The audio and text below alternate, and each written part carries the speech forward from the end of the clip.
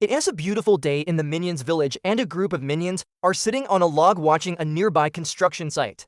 Gru is building something big, but what could it be? The minions can't know, or can they?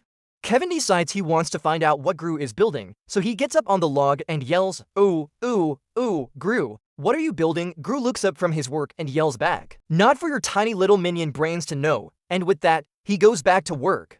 Kevin and his minion friends are not satisfied with this answer, so they decide to sneak over to the construction site and peek over the wall. But before they can do anything, they hear a loud crash and see that Gru has knocked over a large canister filled with a purple goo. The minions panic and run away, except for one brave minion who decides to go back and see what's inside the canister. The minion opens the lid and takes a small taste. It's cold, slimy, and doesn't taste good at all. He spits it out and decides to show his friends. They all take turns tasting the goo, and when they do, they feel their bodies start to shake uncontrollably. The purple substance is some kind of jelly that makes your body very wobbly. The minions try to wash it off, but no matter how much they scrub, they can't get it off. Suddenly, Kevin gets an idea. If they can't remove the wobble from their bodies, then maybe they can build a chair that will hold the wobble. So the minions set out to find materials to build the world's largest chair. They roll a large tire over to the construction site and use it as the base of the chair.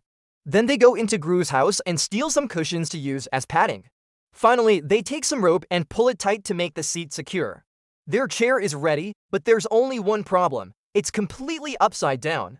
The minions don't know how to fix it, so Stuart decides to sit in the middle of the rope and have Bob rock the chair back and forth until it lands the right way.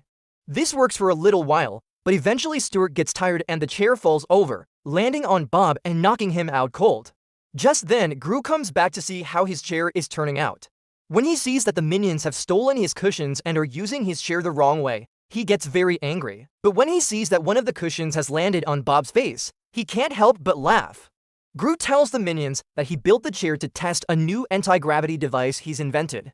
He was going to use the chair to flip himself upside down and see how long he could stay up there using the anti-gravity gun.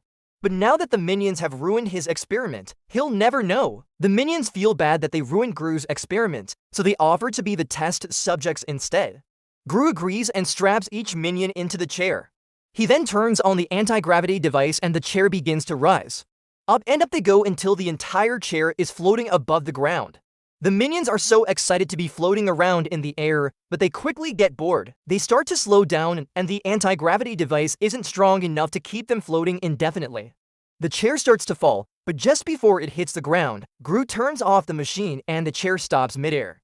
He thanks the minions for their help and tells them that they can have the chair if they want. The minions cheer and begin to take the chair apart to share among themselves. And that's the end of this Minions adventure. See you next time.